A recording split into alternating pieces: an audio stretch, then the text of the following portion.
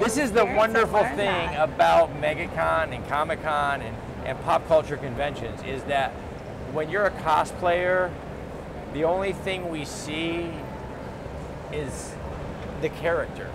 Look who we're hanging with! That would be me. Look who we're hanging with! Jason David Frank. Boom shakalaka. Please do not change channel.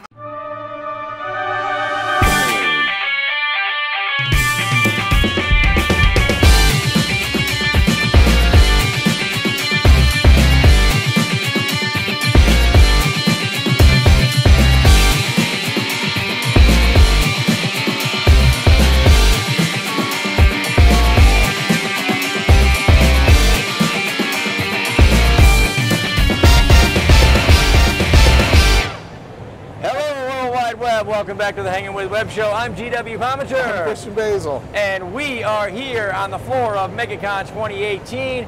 We have been hanging out all week and long. Yeah, it is Sunday, and when he says we're on the floor, we're literally on the floor. People have been picking us up off the floor as we've been sweating and dying over here. And that guy's not pressing charges or nothing. Oh. So we're really happy.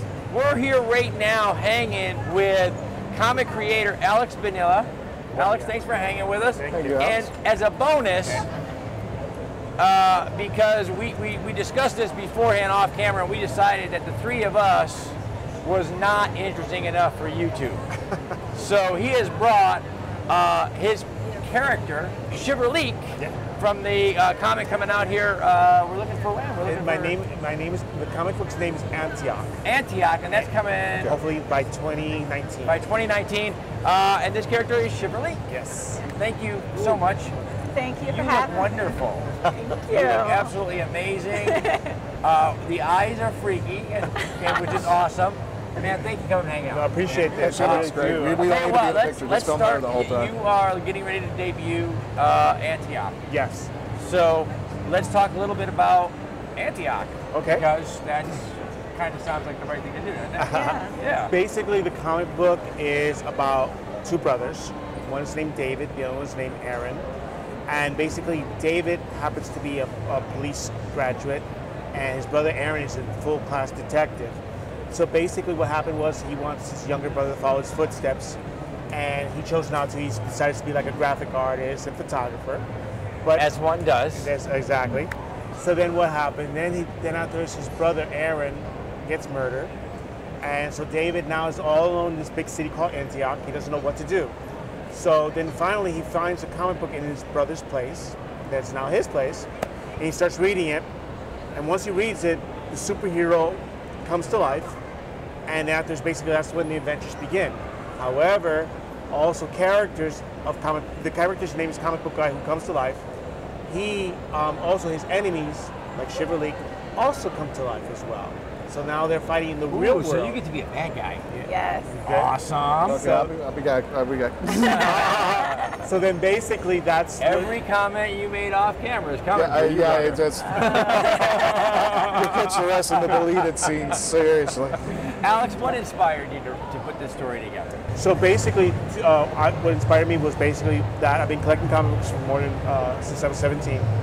And also I wanted to do something different because I don't feel like, for example, I'm from Latin descent, and I don't think there's not enough diversity behind and in front of the comic book world today. So that's why all my characters are from different ethnic background. Like ComicBookGuy is going to be Spanish, but he's based off of me. He's going to speak English first, then Spanish second. But Shiverlique is Russian descent, so she's going to be speaking Russian. And then underneath you're going to see the translation. The more themes besides the diversity, you're going to see, like, for example, like the traditional good versus evil storylines. You see evil versus evil because Shiverlique fights with her sister called Incinerate. You're also going to find stories about human trafficking, homelessness, bullying. So you're taking on some super contemporary issues. Comics has always been a place where we could take some of society's most pressing issues and bring them forward. Exactly. And so, we saw this in the big names. We saw this in Marvel and X-Men and places like this. In today's society, what made you want to use comic books as a way to talk about diversity, to talk about these really big issues of the day. In regards to diversity, basically, like I said, I am from Latin descent, and we don't have a superhero that represents us. The closest that we have is Zorro, and he's 19th century. Here we are, we're in the 21st century, no one. And that's where comic book. By the way, I still wouldn't mess with Zorro. That was one of my favorite Yes. heroes growing up. Yes. And so it was a good hero to have. Yes, So, absolutely. but bringing that up to date, that's it's like every other hero that we have. It's arguable that our DC and Marvel superheroes are really a little more than reincarnations of Greek and Roman gods. Exactly. However, the Hispanic community has not had an update Exactly. on those heroes Right. for 100 years. I think there's what DC has. I can't think of a name. Blue something. I can't think. I think that it just came out. But most of Blue these Bam. superheroes, either from DC or from Marvel, that are Latinos, are not a major role like a Spider-Man or Batman. Right. Yeah. And I Yeah. want to change that. That's where my character, Comic Book Guy, comes into effect. I want him to be the major superhero that represents Latinos. And not just one particular group of Latinos, all Latinos. That really is a fantastic vision statement. We were talking a little bit off camera, and I think it's worth mentioning. You are part of what is a very, very new piece of pop culture, which is, as you promote the coming comic, you brought a cosplayer to come out and do your characters. Exactly. So you can introduce your characters, you know, as a part of that world. Yeah. We're going to start here. What attracted you to doing this character for this? Honestly, he inspired me of how he wanted seems to do that. He seems inspiring. He does. No, but he really he wants to, bring out there, the bullying. He wants to bring out there, different nationalities, and he wants to bring out their imagination, but good imagination, not involve sex or vulgar or anything like that. But I do like. Which is a lot. I mean, come on. But I do like the This is YouTube. I know how you guys accidentally found the show. I know what you were Googling. There you go. But Alex has a character whose characters come off the page. So this is a very nice take and something parallel to that. And not only that, this is wonderful because it gives a tangible feeling to the audience who are coming It's always back. great when your readers or your future readers have a chance to interact with a character. Okay, so using cosplayers to introduce your characters, before the book comes out. Right. Well, it's you could consider like a guerrilla marketing or backwards marketing, but it's been effective because that way people could understand these are original characters, and then basically to them to interact and ask me questions about my characters, and then after they can look us up through our Facebook page and Instagram, and they get to know more about my characters. Like Shiverlique is a good example. Shiverlique happens to be the sister of Incinerate. She's like an ice queen. She likes the attention. She likes you flirting with her and everything. However, Which is a good thing on this show. right. However, I'm going to keep to myself with this. Sorry. However, when you say something, man, you're smoking hot, then she says, wait a minute, she compares hers out, and then she thinks you're comparing her to her sister Incinerate. And then while she does this, she'll come here, and then she'll just stare at you and gives you what's called the stare of death, where she freezes you automatically. You're a frozen statue, and she goes, click, and then you're smashed into 1,000 pieces. This man has a very warped imagination. Yeah. And we're all getting ready to love it. Yeah. So I dated worse in high school. It's all right. And worse things have happened. he's not lying. No, he's It's not. true. I'm not. So as the character develops, while you're out, sharing this character, do you get to know a little bit more about what's going on? Yes. Yeah, and you get to develop your character a little bit? Yes, and I love it. So much fun being out of my element of what I'm not used to, just getting used to it and my character. It's a lot of fun. It's very interesting, and it's nice to bring that childhood back, memories back. It is. It is This is a huge candy store for the nerd and geek and all of us. Yes. It really is. You guys have gotten to walk around and do stuff. Now, I understand you're going to debut Antioch here next year. Lord willing. That's the plan, That's right? my plan, to have a blue booth and to, promote, besides my comic book, my characters as well, and more. You never know what could happen. This could be it could be turned into a cartoon series. Is this your first comic? This is my first comic. This is your first comic? My first comic. Welcome to the artist community. Thank you. Ramen noodles are on sale, aisle 7. All right. Thank you. At Costco, they're $1 for a pack of 24. So. That's right. What did you do before you became a comic creative? Basically, well, I work in the real job. I have a real job that I work as a salesman. But I just felt that, I want to do something different. I want to give something because I like giving back to the community. I used to work for the homeless here in Orlando for 5 years. But I want to do something also for the Latinos. I mean, I was born here, but I also have this Latin blood that I want to do something more positive. Because what really also inspired me was this wrestler, which I'm not going to mention his name. He basically had a theme song, and he was Spanish, and he says that we lie, we cheat, we steal. To me, that does not send a good message, not only to the young kids, but about Latinos in general.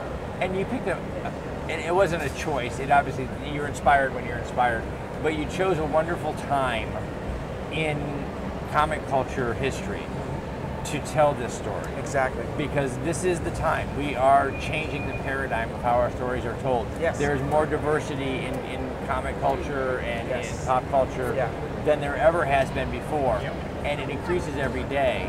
And it is so fantastic to see you're a part of that now. You're going to be a permanent part of that shift. Yes, I'm excited. That's amazing. And you get to play a supervillain from a comic book. Yes. And you get to throw, like he said, because he's telling a story of diversity, you get to have a little fun with ethnicities in there as well. Are you having a good time with that? Oh, yeah, definitely. And my background, I have Mexican in my blood, but my dad was raised white. So we don't get to know that. This is the wonderful thing about MegaCon and Comic-Con and pop culture conventions is that when you're a cosplayer, the only thing we see is the character. We see Shiverlique. Yeah. And so I don't get to know what your background is. Because, did you know that very few Latinos have white hair? But it's a thing now. Shiverlique does. Well, Shiverlique is Russian. Russian-ish. Ish. If Snow Queens could have ethnicity, Russia would be a good one. Exactly. Yeah. No shot of vodka. So Antioch, how do you envision Antioch? Is it going to be a comic series? Is it a graphic novel? No, it's going to be a comic series. Okay. I want to continue, because I grew up with G.I. Joe and Transformers. Yeah. And I wanted to follow their footsteps. So I wanted to, of course, have my comic book. Maybe put it also online as well for the people. You never know. It could be I'm thinking about doing maybe like a reality show one day about having people out the street to become a supervillain or superhero. TV show, regular TV show.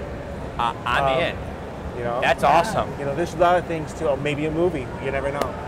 So where are you guys going to be next? Which conventions are coming up for you guys? We're going to be working on her video. Okay. Her video, because her sister Incinerate has one, so got to be fair.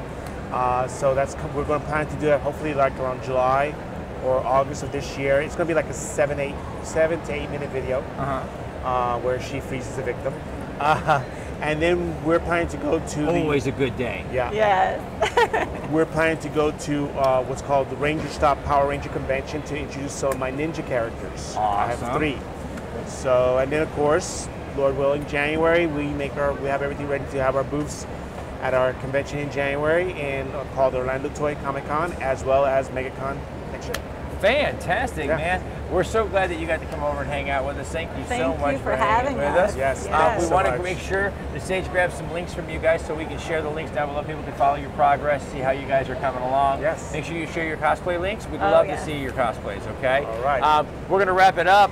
Christian, why don't you thank some folks? Sure. We're going to thank everybody from Summon Unique Magazine, Famous Faces and Funnies, Krypton Radio, iHeartRadio, Off the Chain with author Yvonne Mason, Space Coast Comics, Jake and David, always hi, and Asylum Convention and Entertainment Services. You know what? We can't forget to thank What's that? those guys. Those guys. Those guys Yes. right All of there. you are watching us. You guys tune in, Thank you share so the much. video, share these artists and these creators. We have talked to some of the hardest working, most creative people we can imagine here at MegaCon 2018. We hope you'll share them on the internet. We also hope that you'll subscribe right now so you can come back. You can log on, you can tune in, and you can see who we're hanging with next. Thank you for letting me bring superhero to your life. Thank you. Thank